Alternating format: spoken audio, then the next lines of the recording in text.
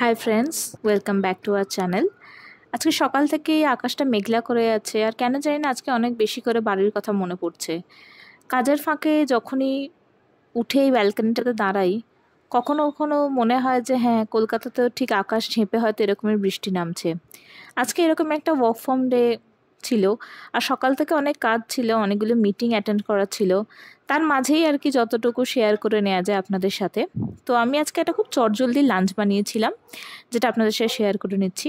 প্রথমে কড়াইতে আমি সর্ষের তেল দিয়ে তার মধ্যে আমি দিয়ে দিচ্ছি হচ্ছে একে একে রসুন বাটা, লঙ্কা এবং পেঁয়াজ।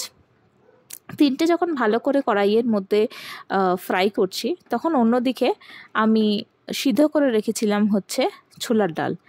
আজকে ভাবলাম যে এই রেসিপিটা বানাই, কারণ এটা আমার খুব পছন্দের একটা রেসিপি। ছোটোবেলায় যখন স্কুল থেকে ফিরতাম বা টিউশন করে যখন ফিরতাম, তখন মা প্রায়শই আমার জন্য এই ডালটি বানিয়ে রাখতো, এবং আমি রুটি বা ভাতের সাথে এটা খেতে খুবই পছন্দ করতাম।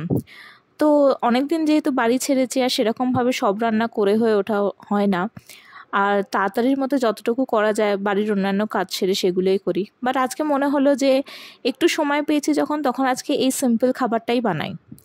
তাই এরপরে দেখতেই পাচ্ছেন যে ডালটাকে আমি কড়াইতে দিয়ে দিলাম, দিয়ে ভালো করে এটাকে একটু সাঁতলে নেব, বা বলতে পারেন যে তড়কা লাগিয়ে নিলাম। এবং অল্প নাড়াচাড়া করার পরেই ডালটা মোটামুটি তৈরি হয়ে যায়।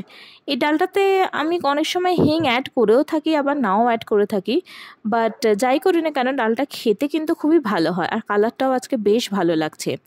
আমি এটাতে কখনো কখনো ঘিও অ্যাড করে থাকি, বাট আজকে ঘিটা হাতের কাছে ছিল না, তাই ঘি অ্যাড করিনি। সাথে আমি বানিয়ে নিয়েছিলাম হচ্ছে আলু ভিন্ডি ভাজা, রুটি, আর শসা আর পেঁয়াজ কেটে নিয়েছিলাম স্যালাডের জন্য। তারপরে ভাবলাম যে আর বিশেষ দেরি না করে লাঞ্চটা সেরে ফেলি। প্রায়শই দুপুরে অনেক কিছু কাজ চলে আসার জন্য লাঞ্চটা অনেক দেরিতে হয়ে যায়, বা কখনো কখনো স্কিপও হয়ে যায়। বাট আজকে আমি ভেবেই নিয়েছিলাম যে সব কিছু সময় মতো করব, তাই সকালে যাবতীয় জরুরি কাজগুলোকে করে নিয়ে এবং বাড়ির যতটুকু দরকারি কাজ সেরে নিয়ে আমি লাঞ্চটা আজকে তৎক্ষণাৎ করে নিই, এবং সেটাই আপনাদের সাথে আজকে শেয়ার করে দেখালাম। এরপরে আজকে আরও একটা বিশেষ দিন। যেমন বাবা মা গতকালই চলে গেছে হচ্ছে দাদার বাড়ি। তার কারণ হচ্ছে যে দাদার আজকে জন্মদিন।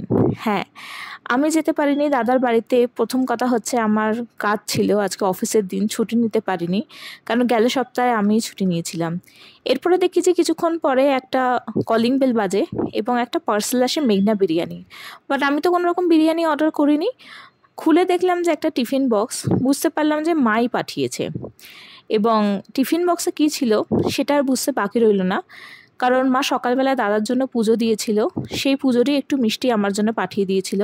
আসলে গতকাল একটুখানি পা মুচকে গিয়েছে, সেই জন্য আমি আর দাদার বাড়িতে যেয়ে উঠতে পারিনি। তাই মা এই আয়োজনটুকু যতটুকুই করেছিল সেইটুকুই আমাকে পাঠিয়ে দিয়েছিল।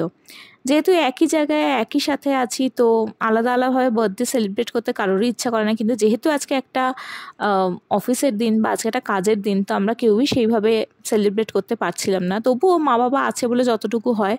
তাই এখানে দেখতেই পাচ্ছেন মা পায়েস করে পাঠিয়ে দিয়েছিল, আর সাথে পাঠিয়েছিল হচ্ছে কেক। কেকটা অবশ্য আমার মনে হচ্ছে আমিই পাঠিয়ে দিয়েছিলাম দাদাকে রাত্রে বার্থডেতে কাটার জন্য, সেই কেকটাই। আর এইটা যতটুকু দেখতে পেলাম যে মা ছবি পাঠিয়েছিল দাদার জন্য, যা করেছিল পোলাও, আলু ভাজা, বেগুন ভাজা এবং পনিরের তরকারি, স্যালাড, আর একটু মিষ্টি আর পাঁপড় ভাজা। এগুলো মোটামুটি আমার দাদার পছন্দেরই। তা আমি তো আর ওয়েট করতে পারিনি। আমি লাঞ্চ করে উঠে তখন আধা ঘন্টাও হয়নি, কিন্তু মায়ের পাঠানো এই মিষ্টি মুখটা না করলেই হচ্ছিল না। তাই একে একে প্রসাদ খেয়ে নিলাম, এবং মায়ের পায়েসটা তো টেস্ট না করেই থাকা যায় না। মা ভীষণ ভালো পায়েসটা বানিয়েছে, এবং তার সাথে একটু রসমালাই কেক যেটা ছিল সেটাও একটু টেস্ট করে দেখে নিলাম। আপাতত টেস্টই করলাম, পরে একটু সময় পেলে জমিয়ে খাওয়া দাওয়া করা যাবে। তো এটাই ছিল আর 5টা দিনের মতো আজকের ব্লগ। যদিও একটু ছোট হলো, অন্যদিন আপনার সাথে আরও অনেক গল্প আর আমার দৈনন্দিন জীবন শেয়ার করব। Thank you.